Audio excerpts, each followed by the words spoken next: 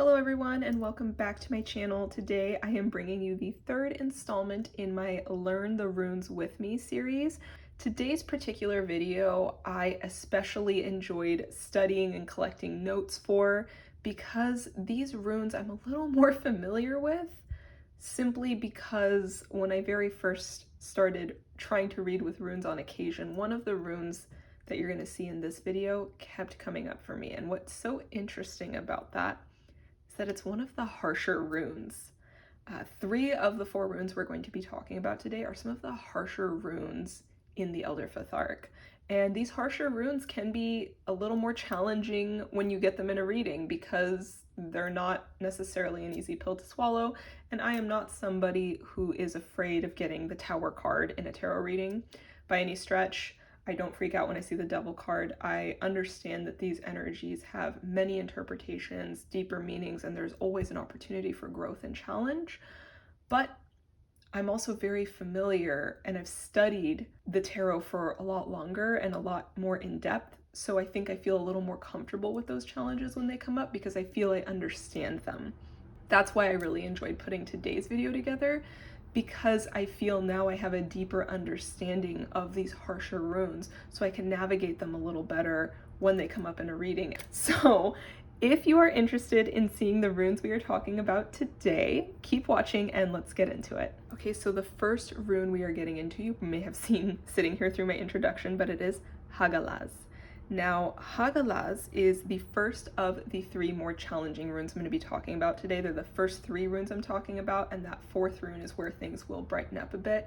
But this is the more challenging, let's say, shadowy part of the Elder Futhark that we are getting into today. Not that we haven't seen any challenge in the other runes thus far. From what I understand in the research I've done, these are the harshest of the runes, and just reading about them and putting together my notes for this video, that's the feeling that I got. So Hagalaz means hail, and when we talk about hail, I mean hail falling from the sky, like ice coming from the sky.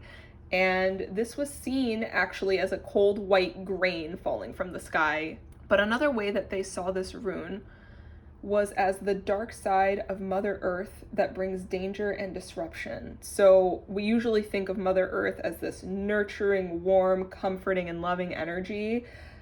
That's at least how I normally think of Mother Earth. You know, the planet is this life-bringing, life-sustaining energy. But there is a flip side to that, just like with anything. And hail was seen kind of as that dark shadow of Mother Earth because it was these pelts of ice flying from the sky onto their homes, their crops. It makes a lot of sense that you would see it that way. So the rune of Hagalaz suggests setbacks, disturbances, disruption, and destruction. This rune reminds me of the Tower card in the tarot. So this is something that I actually jotted down as a similarity or correspondence, if you will, for my own personal practice a while back. This really is a card of destruction and transformation through that destruction. So if you think about it with the Tower card, if you're familiar with the tarot, which I'm going to assume, and I apologize if I'm assuming incorrectly, but I'm assuming many of you who are watching this video are more familiar with the tarot than the runes. The Tower card has this lightning striking this tower, there's people jumping out of the building, there's fire, there's a crown on top of the tower that is being knocked down, so it's like this dethroning, it's a shaking up, it's a disruption, it's a destruction, and it's a breaking of ideals and sense of being and what is familiar. It's a complete shakeup of all of that. But through this shakeup comes great transformation because it's this ripping apart of what was once there that breaks you down and forces you to see things in a new way and build anew. And there's power in that. There's a great deal of power in that. And I feel that really coming through with the rune of Hagalaz. As I read about this rune, I really could see a connection between this rune and the Tower card. To be honest, the first three runes I'm going to talk about in this video all hold kind of Tower card energy, but Hagalaz specifically really rings in with that energy of the Tower card the most, in my opinion. This rune feels like a challenge that offers the opportunity to grow, that great transformation, much like the Tower. And sometimes disruption is necessary to achieve needed outcome. And another thing that I thought was interesting was that much like with the rune of Hagalaz, which I mentioned in my last video, which linked to fire, this rune clearly links with ice, which, if you recall, is the other of the two building blocks of creation in Norse myth. Here we are seeing ice come up again in a way with hail, but we're actually going to see that persist throughout the next three runes, that theme. So it's interesting to think that these harsh topics we're talking about are all linking to one of the building blocks of creation, right? And we cannot grow without challenge, in my opinion. I don't think that people end up growing as much as they could if they don't have any sort of challenge or struggle that they must face in their life in order to grow further. And I think that it's really interesting that though these are the harshest runes, they're linking with one of those elements of creation. So the winter season is the harshest of the seasons. It's long, it's cold, it's dark, it's dreary, it's harsh, and all of these runes kind of link with that energy. Maybe it doesn't make their harshness any softer, but it makes the understanding of them a little stronger.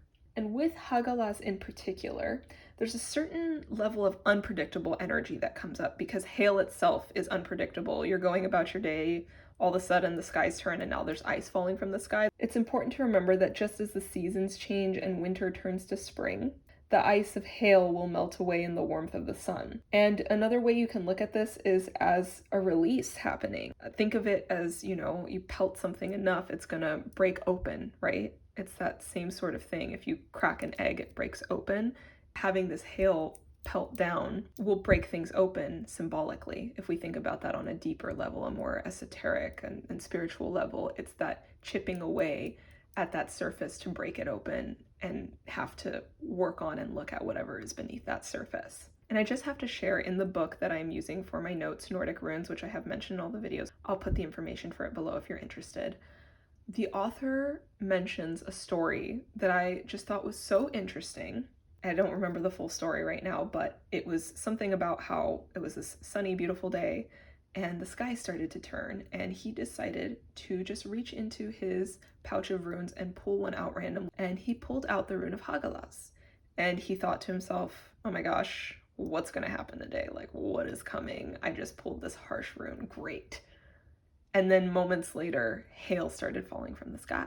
And so it's this really interesting thing where he's kind of using that to show sometimes we pull these runes and we try to give them these deep esoteric meanings. Not that that isn't there, but a lot of times the runes can be quite literal. And I think any divinatory tool can be.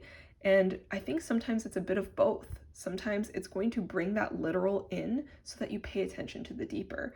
I ended up having a really funny thing having read that last night. I pulled an oracle card for myself last night that had the word mist in it, the name of the card. And they talked about mist a lot in the description of the card in the guidebook. And this morning I woke up to the thickest fog I have seen in a long time when I looked out my window. And I just started laughing because I had just read what this author wrote about pulling Hagalaz and then hail coming. And that same night I pulled a card with the word mist in the name of the card, read about it in the oracle guidebook, only to wake up to literal mist or fog clouding the sky before me. It was such an interesting thing, and I just had to share it because I think these things happen for a reason and happen to be something that happened as I'm planning this video, so I just wanted to share it. But that is the rune of Hagalaz. Now let's move on to the next rune. I apologize, I talked about Hagalaz for a little bit longer than I expected, but there was a lot to unpack there that really did link to the other runes, so hopefully I can keep the rest of these a little more concise so this video isn't super long. Next rune we're talking about is Naudiz.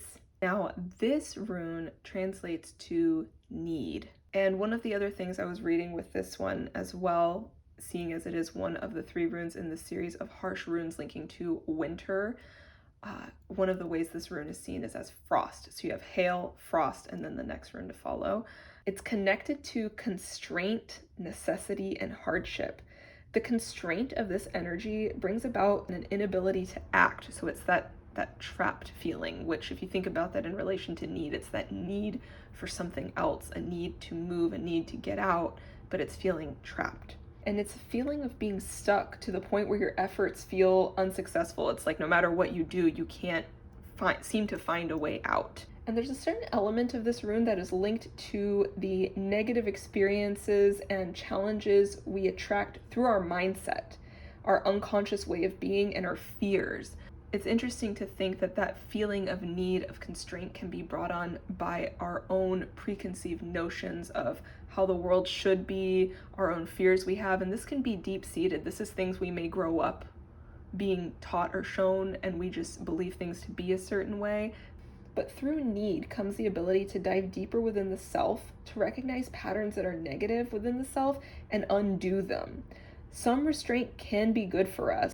So an interesting thing that was coming up in my Nordic Runes book that was mentioned for each of these runes is the Norns. And the Norns are the goddesses of fate, and there are 3 of them. Their names are Urd, again, forgive me if I say these wrong, Urd, U-R-D, Verdandi, and Skuld.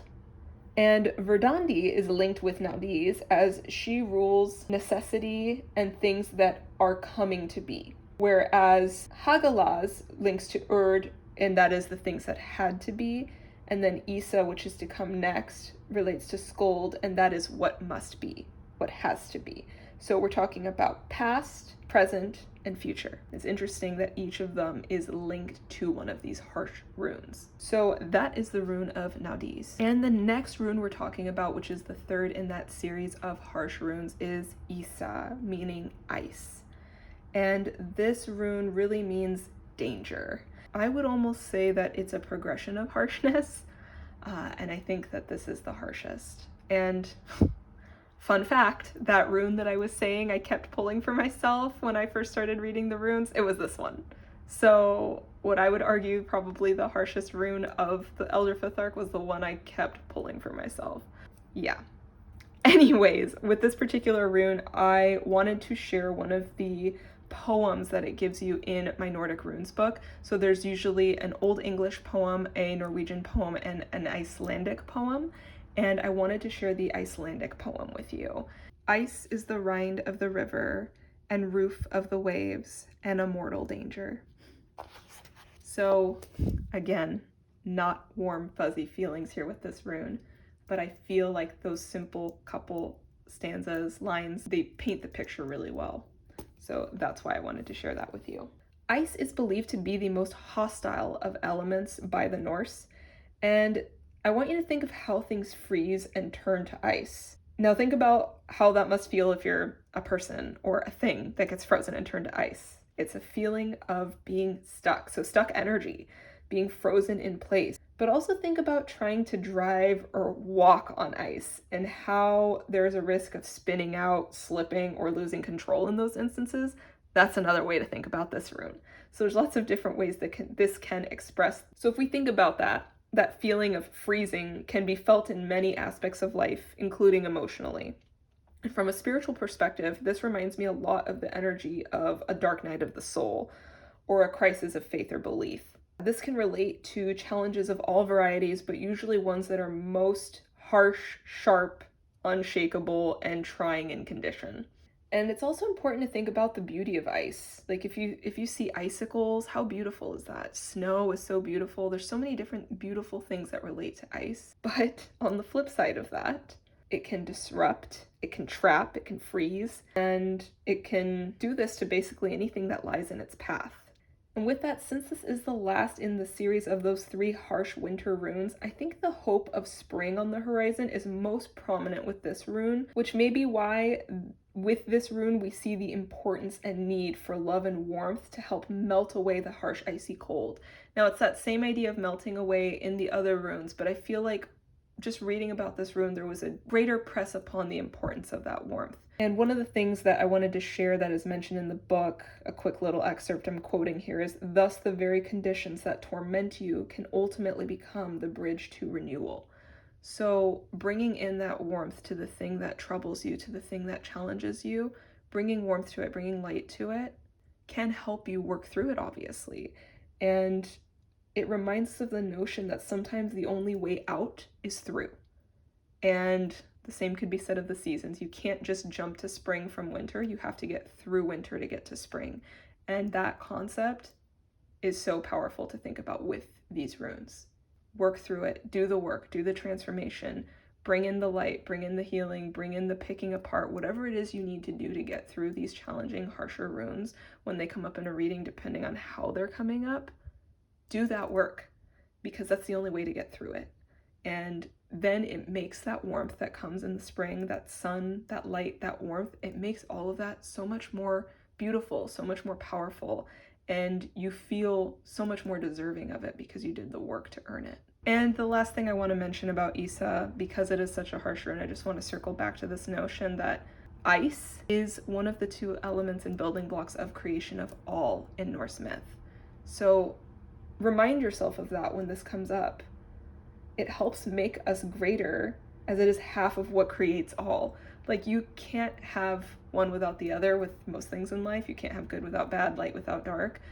It wouldn't come up for you, I don't think, if you weren't ready to handle whatever challenge or harshness you're needing to face through this rune and work through and melt away into that ability to fully enjoy the fullness and warmth of spring.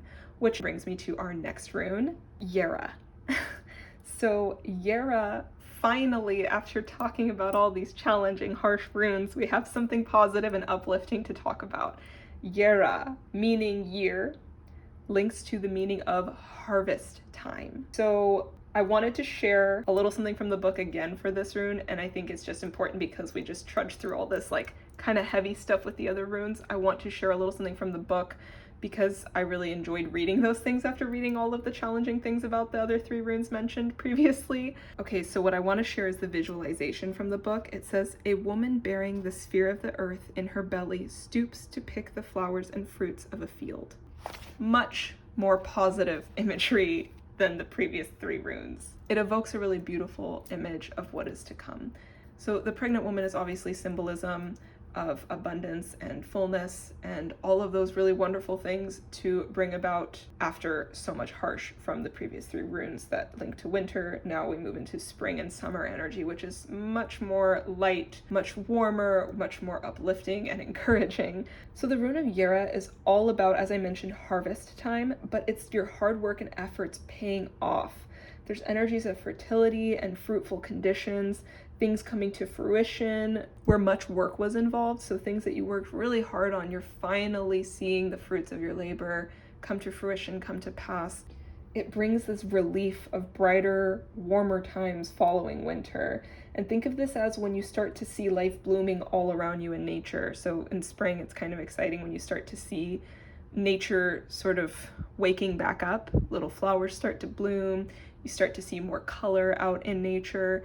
So think about that after the harshness of winter and how important, it's still important now, but especially how much more important that was because people were so connected to nature and relied so much on the seasons and the rhythms of nature to guide them and to sustain life for them. So harvest was a really, really important and I would believe happy time for people. So some key terms that I think of with this rune are prosperity, abundance, and success, as well as growing time, full cycle, richness, and ripeness. And all of those keywords really hold to that idea of a positive to follow the challenges of what you just went through in those previous 3 runes. There is a reminder here that I want to press upon of we reap what we sow, both good and bad. And when this comes up in relation to a negative or challenging time or event in regards to a reading, if you're reading about certain things and then you get Jera and you're like, wait, I don't get it. I don't have good things going on in this situation right now. Remember, you reap what you sow, both good and bad. Be mindful of the seeds you plant. Be mindful of the intentions you set, the things you do. Remember, if you put good out, good comes back to you. It's a very powerful and simple way to think about this.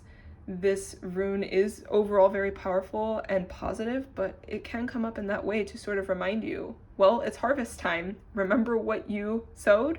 Remember the seeds you planted. If they weren't beneficial, if they weren't positive, if they weren't what you know you needed to do at that time, you're reaping what you sowed. Now what's coming for you is what you put out. So always remember that. What you give, you get back. If you put hard work and effort into something and you are pure of heart and intention in what you're doing, that goodness that you put into it is going to come back to you.